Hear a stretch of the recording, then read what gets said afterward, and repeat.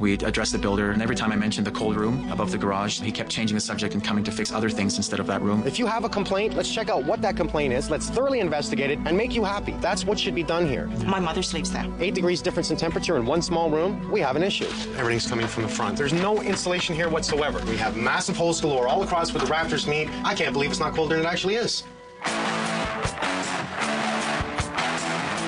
Did they actually do this week? No, we did it. You want a good job? Keep me in shape. Okay, perfect.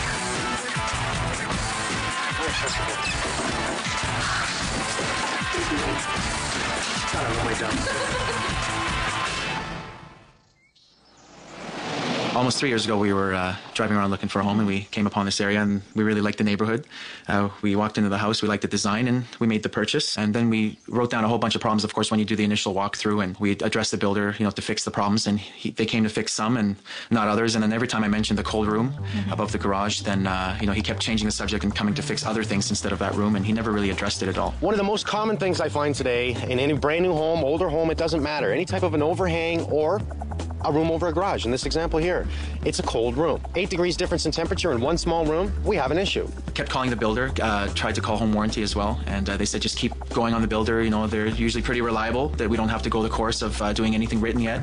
And then as that went on, like the warranty ran out and it was too late. If there's a complaint and the builder is not standing up to it and not fixing it, then it should be up to New Home Warranty to come in and at least take a look at it. But unfortunately, you've got to document it. You've got to take pictures. You've almost got to hound them so they come in and take a look. Henry, Mike. Nice to see you. Good to see you. This is my wife, Mandy. Mandy. Good morning. Pleasure meeting you. Pleasure meeting you. So we have an issue with our cold room over the garage. Yes. Can I show it to you? Yeah, please. Well, this doesn't look so bad.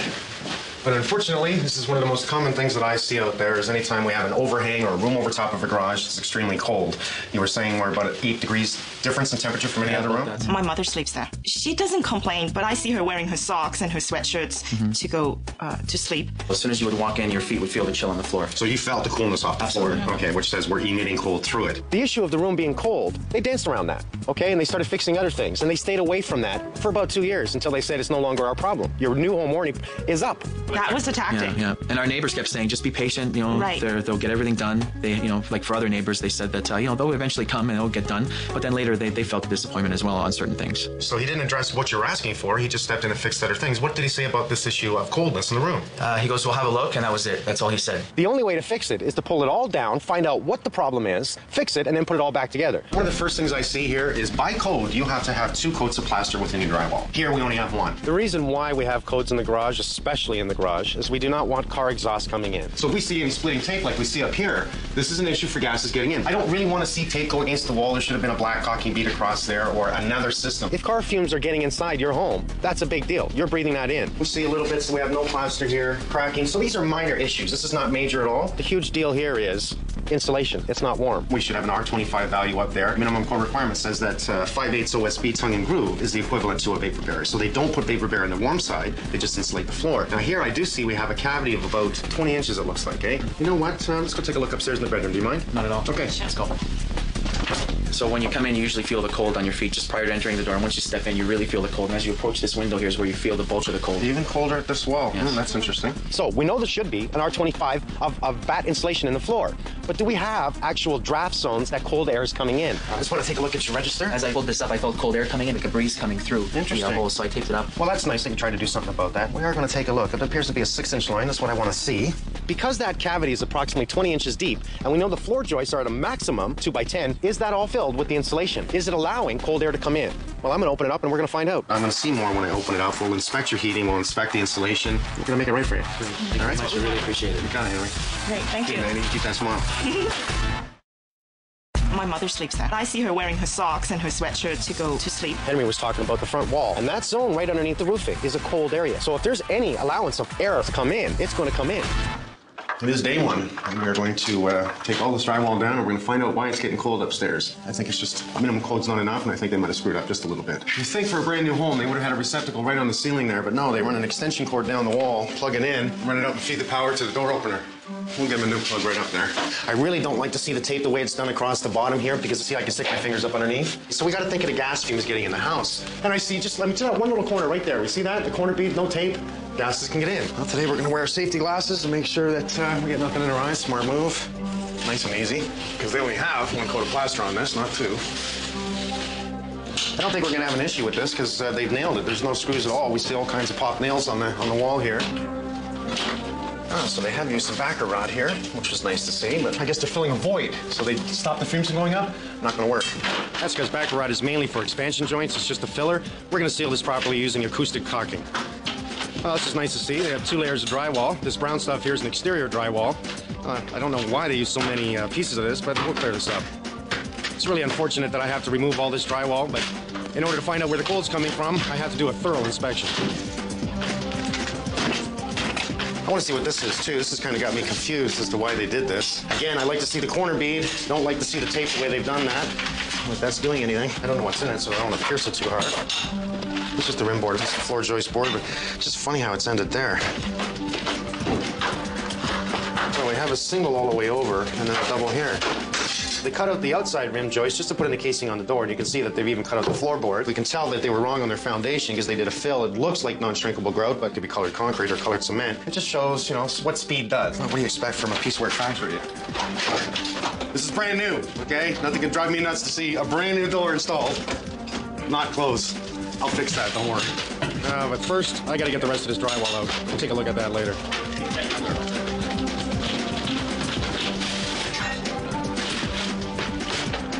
So we're seeing the bad insulation. That's correct. They're saying everything's warm. It appears on this side. It's just this room above the garage. So at this point, what I see, it's good. The 2 houses across the street, the people that I talked to, they say it's nice and warm in that bedroom. But yet, everyone I've talked to across here at this point, which is 6 homes, it's a cold room.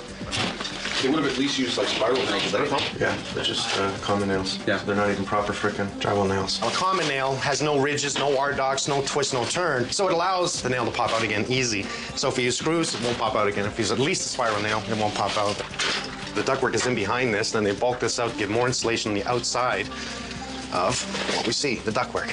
Now this is cute. We have a void in the wall. Here's our ductwork. The idea was to build this bulk around it, insulate it, and close it and seal it. Just that little void right there is going to allow some cold stuff in. You're going to see more of that. There's 2 of them. So they're running in, it looks like a 6-inch line here and a 5-inch line here. So the rim joist here was in their way. Now they can cut it out because it's only a small section, but to cut it out with the drywall and everything and leave that open and not even care about stuffing in some insulation or a can of spray foam in there, that's just unprofessional. It needs to be filled up and air sealed. Well, I'll tell you, I'm impressed. The walls look pretty damn good. Let's start taking a look at the ceiling. You see nice insulation here. So they did fill the void. I like to see that. And they did put up a vapor barrier. However, it's split and cut everywhere. It's a cold zone up there. No wonder it's cold. The floor itself is not insulated. It's everything below it. We'll take down the rest of the drywall and then pull out all the insulation and really have a good look.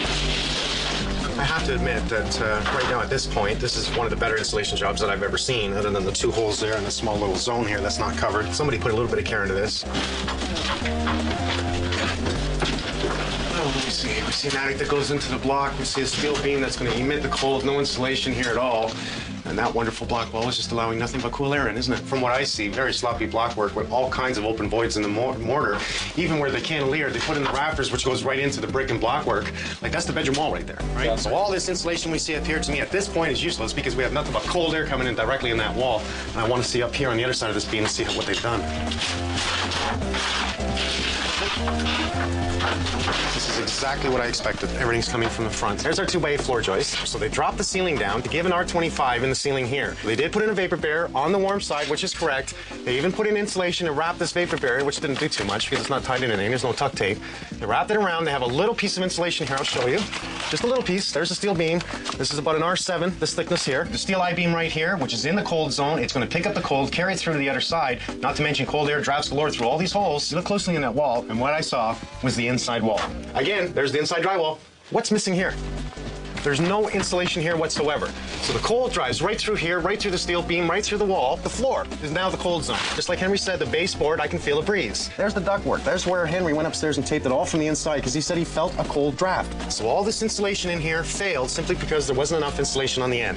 We have massive holes galore all across where the rafters meet.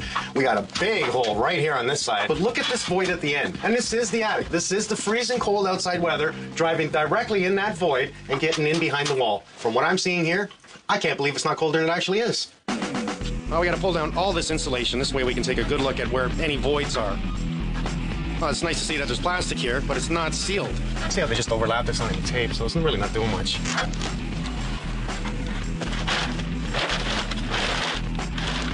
It's also getting on the inside of the house on this side because there's no insulation there. Here's our ductwork coming out of the wall. You see the vertical 5-inch line that comes up, and what is that doing? Let's insulate the low side and run a heat duct in there, and that'll keep that floor warm. That's what that is supposed to do. If you run heat in any type of zone, you have to have a return, and I don't see a return. Now, think about it. You're pushing air into a closed area. Without a return, there is no cycle. If it goes in, it has to come out. However, with having so much cold air come in, all it's doing is now allowing cold air to come back in and travel down when it's not on. We have a void going up on the other side of the house. That would explain why he said his bathroom was cold as well. His bathroom's on the other side of this wall. If it's cold up here, it'll travel right through on that side. All this 2x4 ceiling beneath and putting in all this insulation, for all the time it took, it could have taken 1 hour. Spray foam the whole floor. Spray foam the beam, spray foam the front, drywall it, it's done. 100% air sealed, 95. Let's give it 95%, still more than this. I didn't have to do this. Why don't they call in the spray foam? I don't get it.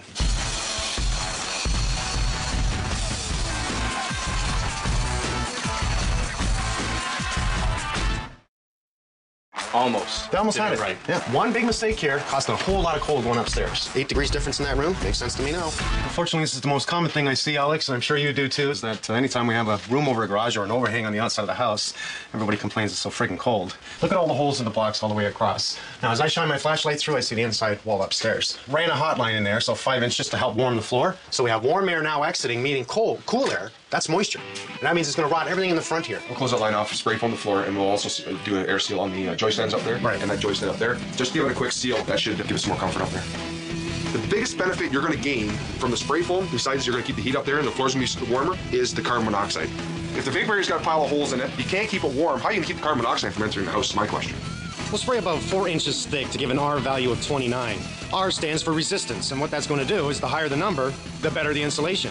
Code calls for R25 or 29, even better. Now, we all heard about CFCs and what it does to the ozone layer. Now we use different propellants that are a lot more friendly to the environment.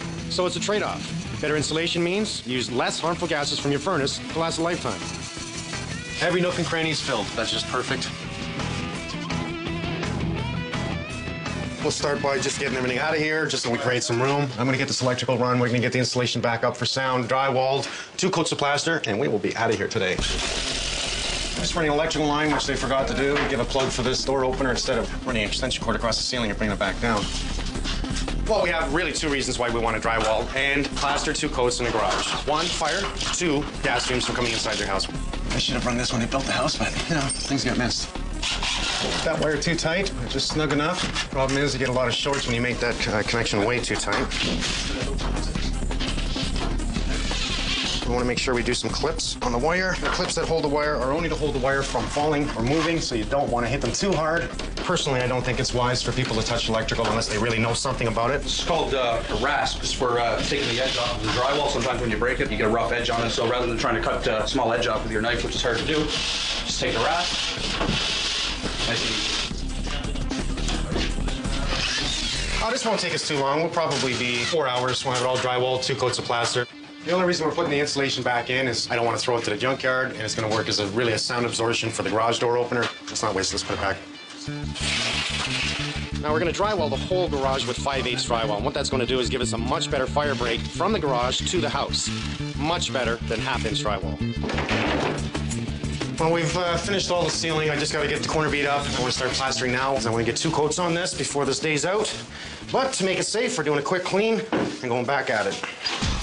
There's 3 different types of tape for drywall. This is a fiber mesh tape. It's really upon preference. A lot of the professional plasterers care more about the paper tape. They don't like the mesh tape. Personally, I love it. You wouldn't believe how many garages that I've looked at that they don't use corner bead on their outside corners. You want to make sure you use corner bead. It seals the corners, especially in a garage. The big holes are for plaster. The small holes are for screws. The other guys had taped this area. I'm not going to do that. I'm going to bring the drywall a little lower than the wall, and then I'm going to beat it with acoustic sealant joint. And what that does is stops all air from coming in.